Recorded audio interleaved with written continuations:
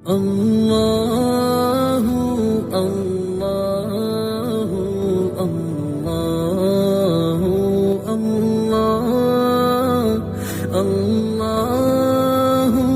اللہ اللہ۔ آج کا سبق سورہ جمعہ سے ہے۔ یہ مدنی صورت ہے اور اس میں 11 آیات اور 2 رکوع ہیں۔ اعوذ باللہ من الشیطان الرجیم، بسم اللہ الرحمن الرحیم۔ یسبح للہ ما فی السماوات وما فی الارض الملک القدوس العزیز الحکیم۔ یسبح پاکی بیان کرتی ہیں، للہ اللہ کی، ما جو چیزیں فی السماوات آسمانوں میں ہیں، وما فی الارض اور جو کچھ زمین میں ہے، الملک اللہ بادشاہ ہے، القدوس پاک ہے، العزیز زبردست ہے، الحکیم حکمتوں والا ہے۔ اللہ کی پاکی بیان کرتی ہیں وہ تمام چیزیں جو آسمانوں میں اور جو زمین میں ہیں۔ اللہ بادشاہ ہے، پاک ذات ہے، زبردست حکمتوں والا ہے۔ والذی بعث فی الامیین رسولا منہم یتلو علیہم آیاتہ ویزکیہم ویعلمہم الکتاب والحکمہ وَإِن كَانُوا مِن قَبْلُ لَفِي ضَلَالٍ مُبِينٍ۔ والذی وہ اللہ ایسا ہے، بعثا جس نے بھیجا، فی الامیین ان پڑھ لوگوں میں، رسولاً ایک رسول، منہم انہی میں سے، یتلو علیہم جو تلاوت کرتے ہیں ان کے سامنے، آیات ہی اس کی آیات، ویزکیہم اور ان کو پاک صاف کرتے ہیں، ویعلمہم اور ان کو تعلیم دیتے ہیں، الکتاب والحکمہ کتاب اور حکمت کی،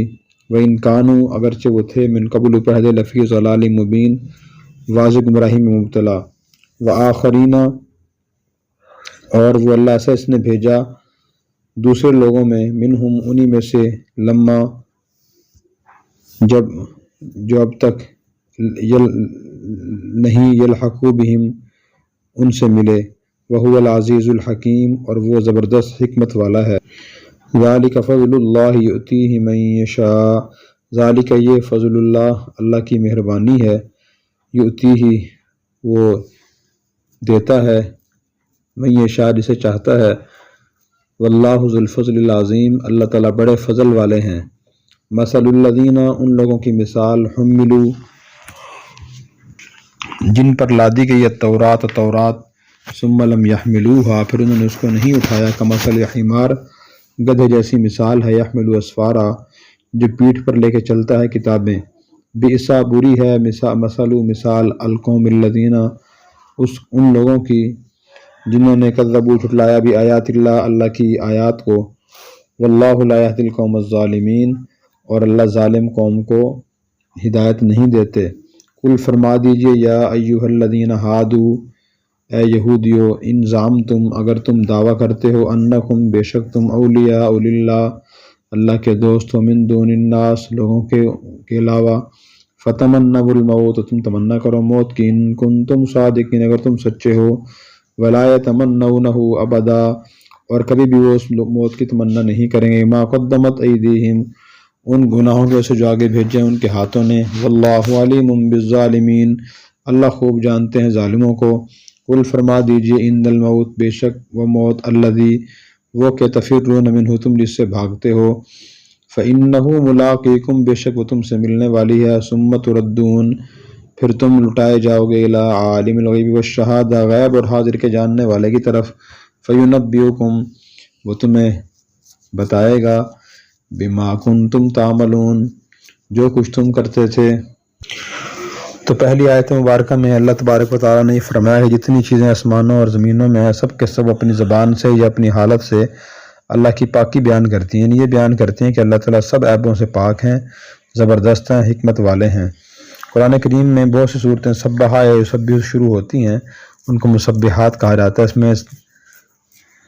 تو اس آیت سے معلوم ہوا کہ ساری چیزیں اللہ تسبیح بیان کرتی ہیں، درخت بھی، پتھر بھی،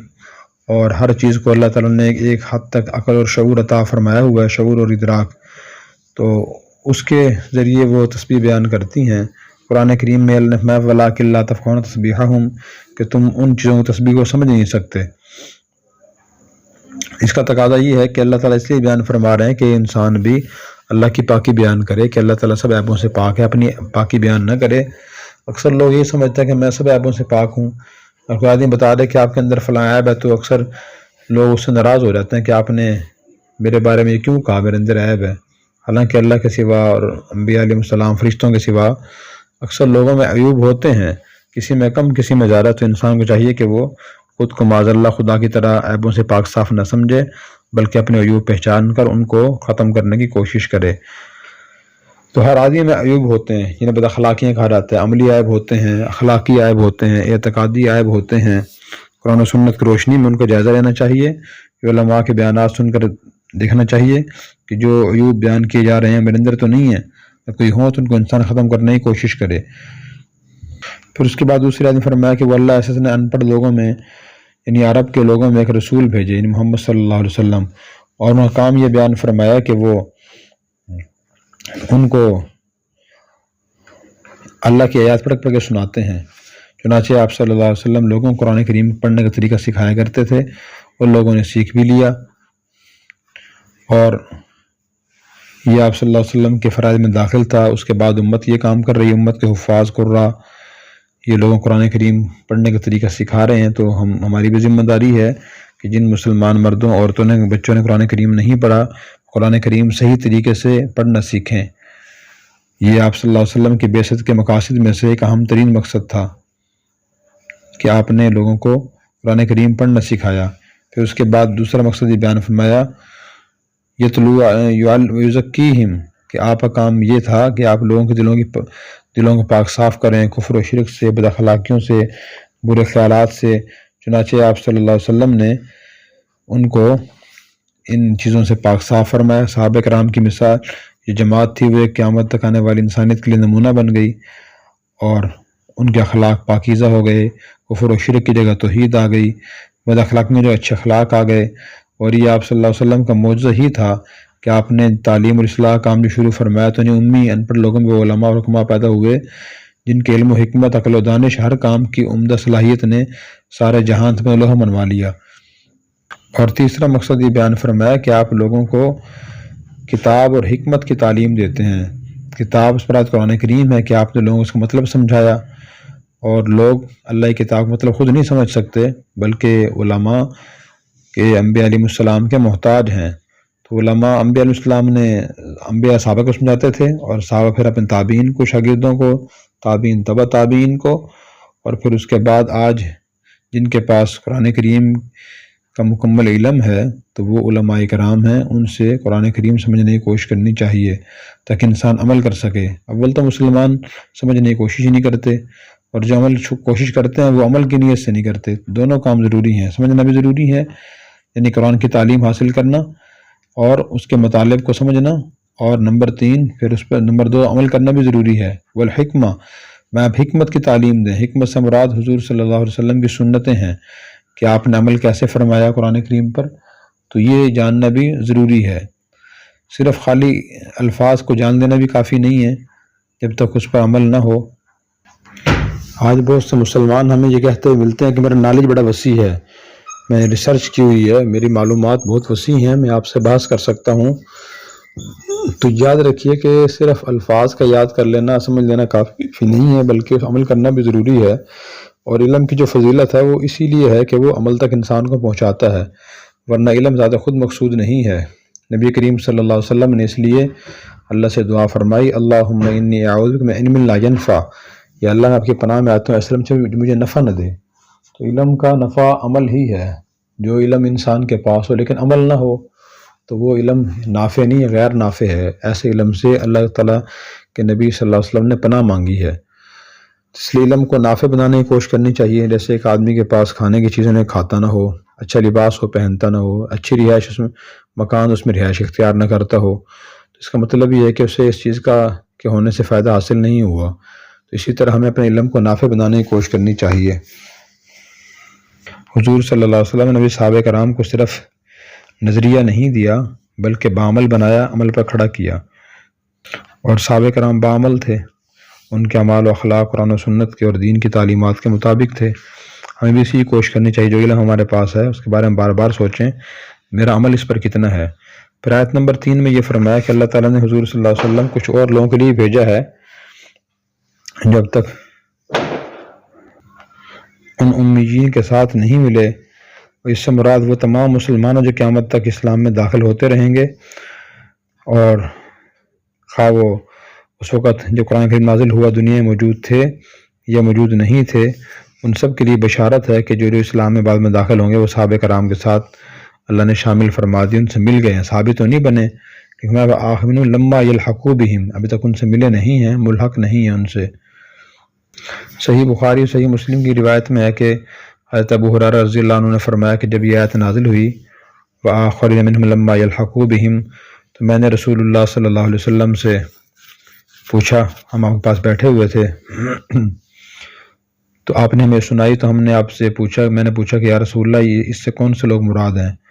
آخرین منہم لما یلحقوا بہم سے؟ تو حضور صلی اللہ علیہ وسلم خاموش رہے، دوبارہ یہ سوال کیا، پھر بھی آپ خاموش رہے، تیسری مرتبہ سوال کیا تو آپ صلی اللہ علیہ وسلم کے قریب حضرت سلمان فارسی رضی اللہ عنہ بیٹھے ہوئے تھے، تو آپ نے دست مبارک ان پر رکھا، فرمایا کہ اگر ایمان سورہ ستارہ کی بلندی پر بھی ہوگا تو ان کی قوم کے کچھ لوگ وہاں سے بھی ایمان کو لے آئیں گے۔ تو اس میں اہل فارس کے لیے اور اہل عجم کے لیے بڑی فضیلت ہے۔ حضرت سلمان فارسی، فارس ایران کے رہنے والے تھے، تو ایران جو ہے وہ فارسی شہر تھا، یعنی عربی نہیں تھا، عجمی تھا، ان کے لیے فضیلت ہے کہ وہ لوگ بھی اسلام کے لیے بڑی محنت اور کوشش کریں گے۔ چنانچہ حضرت امام ابو حنیفہ رحمۃ اللہ علیہ کوفہ کے رہنے والے تھے، اور بھی بہت سے ائمہ حدیث جو ہیں وہ عربی نہیں تھے، عجمی تھے، حضرت امام بخاری رحمۃ اللہ علیہ، دوسرے ائمہ حدیث، ائمہ فقہا، تو ان کی فضیلت ہے کہ ان کے بارے میں آپ نے بشارت دی کہ وہ ایمان کو وہاں سے حاصل کر لیں گے۔ پھر اس کے بعد اگلی آیت میں اللہ تعالیٰ نے یہودیوں کی مثال بیان فرمائی ہے، فرمایا کہ یہ جن لوگوں کو تورات دی گئی، تورات کا علم دیا گیا، یعنی یہودی، پھر انہوں نے اس کو اٹھایا نہیں، اٹھانے سے مراد یہ ہے کہ انہوں نے اس تورات پر عمل نہیں کیا، تو ان کی مثال گدھے جیسی ہے جو کتابیں اٹھائے پھرتا ہے۔ گدھے کی مثال اس لیے دی گدھا سب جانوروں میں سب سے زیادہ بیوقوف ہے، تو ان کی مثال ایسی ہے گدھے کی پشت پر علوم فنون کی بڑی کتابیں لاد دی جائیں تو یہ گدھا ان کو بوجھ تو اٹھاتا ہے، مگر ان کے مضامین کی نہ سو خبر ہوتی ہے، نہ ان سے کوئی فائدہ اس کو پہنچتا ہے۔ یہودیوں کا بھی یہی حال ہے کہ دنیا سازی کے لیے اور دنیا کے اپنا مقام ظاہر کرنے کے لیے، اپنا اونچا مقام بتانے لوگوں کے لیے تورات تو لیے پھرتے ہیں، مگر اس کی ہدایات سے کوئی فائدہ نہیں اٹھاتے۔ تو مفسرین نے فرمایا کہ برے عالم بے عمل، یہ برے عالم کی مثال بھی یہی ہے جو یہود کی مثال دی گئی ہے، اور برے عالم سے مراد وہی ہے جو مجموعی لحاظ سے دین پر عمل نہ کرتا ہو۔ ایک آدھ غلطی کمی بیشی تو ہر انسان کے اندر ہوتی ہے، علماء بھی انسان ہوتے ہیں، فرشتہ یا انبیاء علیہ السلام یا معاذ اللہ خدا نہیں ہوتے، اس لیے کسی عالم کی ایک دو غلطی سے دیکھ کر اس سے متنفر نہیں ہونا چاہیے اگر اس کا مجموعی زندگی دین کے مطابق ہو۔ دوسرا، ایک عام آدمی کو یہ بھی نہیں کہنا چاہیے کہ فلاں عالم بدعمل ہے، اس لیے کہ اللہ تعالیٰ نے علماء کو یہ مثال سنائی ہے تو علماء خود اس سے فائدہ حاصل کریں، باقی جو عوام ہیں ان کو چاہیے کہ وہ علماء کے علم سے فائدہ حاصل کریں، علم حاصل کریں، عمل کریں۔ خدا نہ خواستہ ان میں کوئی بدعملی ہے، کوتاہی ہے تو اللہ تعالیٰ ان کا حساب ان سے خود لیں گے۔ پھر اس کے بعد اگلی آیت میں فرمایا کہ قل یا ایھا الذین ھادوا، یہودی ان تمام بد اخلاقیوں بدعملیوں کے باوجود دعویٰ کرتے تھے نحن ابناء اللہ واحباؤہ، ہم تو اللہ کی اولاد ہیں، اللہ کے محبوب ہیں، جنت میں ہمارے سوا کوئی داخل نہیں ہوگا۔ قرآن کریم میں ان کے سب دعوے اللہ تعالیٰ نے بیان فرمائے ہیں۔ اعمال اتنے برے تھے، نظریات برے تھے، انبیاء علیہ السلام کو شہید کرتے تھے، انبیاء کی مخالفت کرتے تھے، ان کے استہزاء کرتے تھے، ان کی توہین کرتے تھے، نافرمانی مخالفت کرتے تھے، لیکن دعوے یہ تھے کہ ہم اللہ کے سب سے زیادہ محبوب ہیں، اللہ کے دوست ہیں۔ تو اللہ تعالیٰ نے فرمایا اگر تم دعوے میں سچے ہو تو تم موت کی تمنا کرو، اگر تم سچے ہو تو، اس لیے کہ اگر تم اللہ کے محبوب اور چہیتے ہو، جنت میں تم داخل ہوگے صرف، تو جنت میں داخلہ تو موت کے بعد ہوگا، تم ذرا تمنا کر کے دکھاؤ موت کی۔ پھر اس کے بعد خود ہی فرما دیا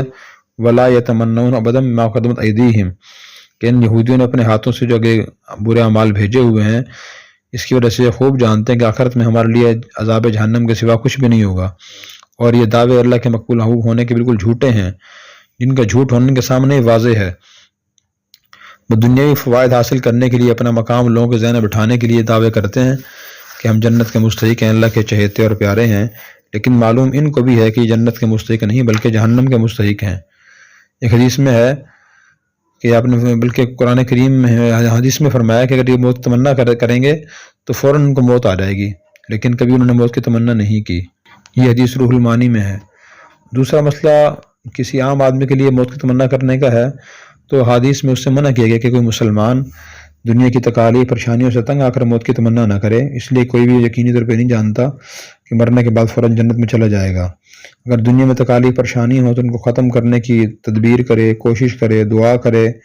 اور اگر بالکل بہت زیادہ تنگ آ گیا ہو تو پھر یہ دعا کرے، یا اللہ جب تک زندگی میرے لیے بہتر ہے مجھے زندگی عطا فرما، جب میرے لیے موت بہتر ہے تو مجھے موت عطا فرما دینا۔ پھر اس کے بعد فرمایا کہ یہودیوں تم جو موت سے بھاگنے کی کوشش کرتے ہو، تم موت سے ملنے والے ہو، تم موت سے بھاگ نہیں سکتے، موت تمہیں ضرور آ کر رہے گی، اس لیے کہ کوئی انسان بھی موت سے بھاگ نہیں سکتا۔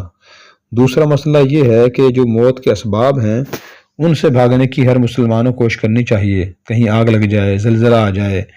کوئی سیلاب خدا نخواستہ آ جائے، کوئی حادثہ پیش آ جائے تو وہاں سے بھاگنے کی کوشش کرنی چاہیے، جان بچانا بھی فرض ہے۔ نبی کریم صلی اللہ علیہ وسلم ایک مرتبہ ایک دیوار کے نیچے سے گزرے جو جھکی ہوئی تھی، تو تیزی سے آپ نکل گئے۔ تو یہ بھی کوئی دانش مندی نہیں ہے کہ انسان جان بوجھ خود کو ہلاکت کے موقعوں میں اور موت کے واقعے میں خود کو مبتلا کرے۔ قرآن کریم کی ایک اور آیت میں اللہ نے سے منع فرمایا، لا تلقوا بایدیکم الی التہلکہ، کہ تم خود کو اپنے ہاتھوں ہلاکت میں نہ ڈالو۔ تو اس لیے اس سے بھاگنا، یہ احتیاط کرنا ہے، اور یہ شرعی لحاظ سے منع نہیں ہے کہ آدمی خود جان بوجھ کے موت کو قریب کرے، یہ منع ہے۔ اور حکم یہ کہ آدمی بچنے کی کوشش کرے، اور یہ عقیدہ دل میں یہ رکھے جب موت کا وقت آئے گا میں اس سے بھاگ نہیں سکوں گا، اس وقت لازم موت آ جائے گی۔ اللہ ہمیں قرآن کریم سمجھ کر عمل کرنے کی توفیق عطا فرمائے۔ اور اگر آپ نے ابھی تک ہمارا چینل سبسکرائب نہیں کیا تو فوراً سبسکرائب کیجئے، ساتھ ہی بیل آئیکن پر کلک کریں تاکہ مزید آنے والی ویڈیو ہے وہ آپ کو وقت پر ملتی رہیں۔ اللہ حافظ۔